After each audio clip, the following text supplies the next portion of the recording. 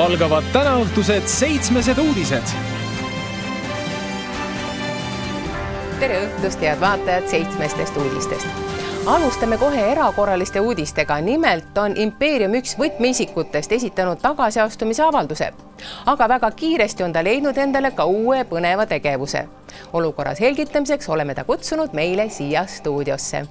Härra Vader, kuulsime, et olete salamisi karjääri vahetanud ja hakanud agendiks. Ma otsisin mobiilsust ja kuna ma hindan nüüd üle kõige sõpru ja perekonda, siis tööd, mis pakuks mulle kindlat sissetulekut ilma, et ma peaks muretsema mikromajandamise ja olgem ausad, ka südametunnistuse pärast. Tead ju küll, ma olen selline mees, kes paneb ise käed külge. Nüüd on asjad vähe teisiti. Olen ise enda peremees ja teate mis?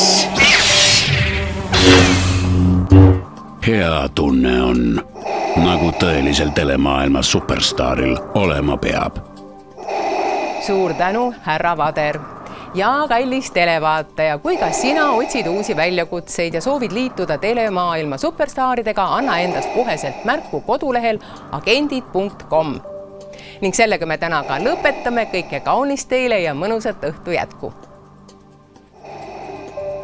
Tule liitu telemaailma superstaaride tiimiga. Vaata lisaks agendid.com. 500